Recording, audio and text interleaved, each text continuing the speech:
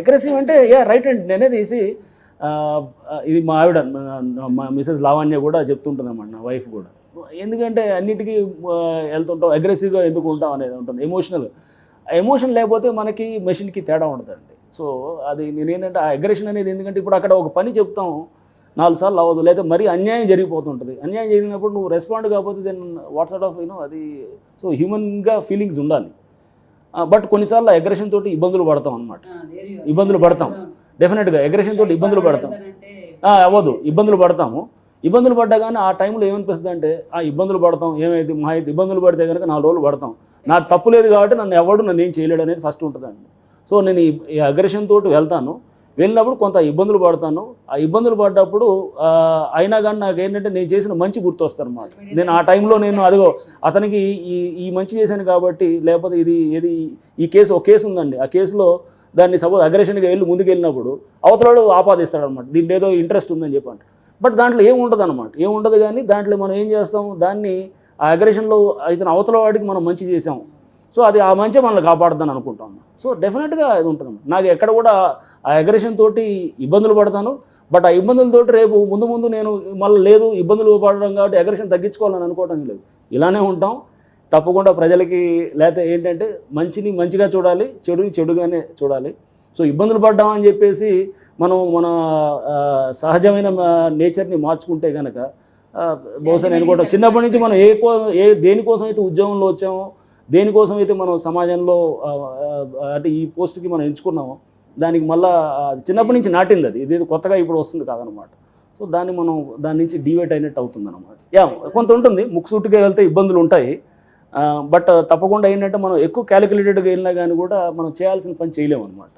So అందుకోసం తప్పు అంటే తప్పు అని చూపిస్తాం అనమాట, అంతే. రైట్ అయితే రైట్ అని చెప్పాలి.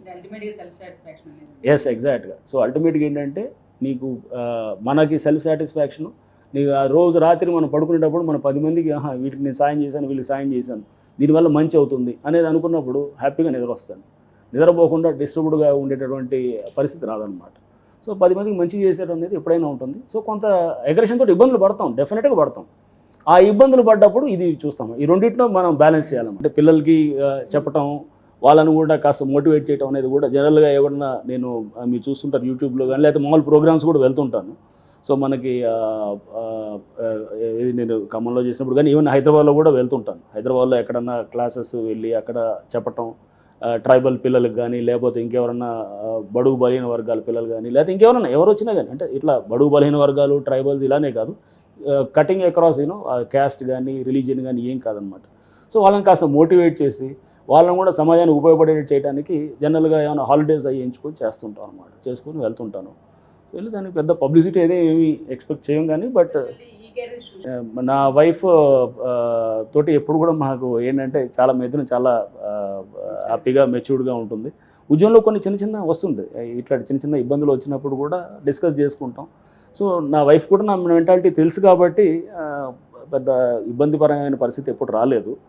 అండ్ పిల్లలు పాప బాబు ఉన్నారు. సో వాళ్ళు కూడా అంటే నాకు హాయిగా ఉంటుంది. ఫ్యామిలీ నేను ఇంటికి వెళ్ళగానే మళ్ళీ బయటికి వెళ్ళేది ఉండదు, ఇంట్లో ఫ్యామిలీ పిల్లలతో ఉంటాం. నా సక్సెస్ ఉండడానికి కారణం ఏంటంటే మా తల్లిదండ్రులు ఎలా ఎంత పాత్ర ఉంటుందో డెఫినెట్గా నా భార్య పిల్లలు కూడా అంతే ఉంటుంది అనమాట. సో నా భార్య ఏంటంటే ఇంట్లో ఆ వాతావరణం క్రియేట్ చేసినప్పుడు, అంటే హ్యాపీగా ఉండే వాతావరణం ఇంట్లో వెళ్ళామనుకోండి, ఎప్పుడు గొడవలు చికాకులు ఉంటే కనుక ఎట్లా ఉంటుంది. సో ఇంట్లో ఒక కంజినియల్ అట్మాస్ఫియర్ ఉండాలన్నమాట. చాలా హ్యాపీగా వెళ్ళంగానే భార్య దగ్గర మనం ఏంటంటే ఏదైనా ఇబ్బందులు ఉన్నా కానీ కూడా మాట్లాడుకుంటాం. అండ్ ఆ అండర్స్టాండింగ్ అట్మాస్ఫియర్ ఉంటే కనుక న్యాచురల్గా అది. ఈ వీడియో మీకు నచ్చినట్లయితే please share, like and subscribe R24 Telugu.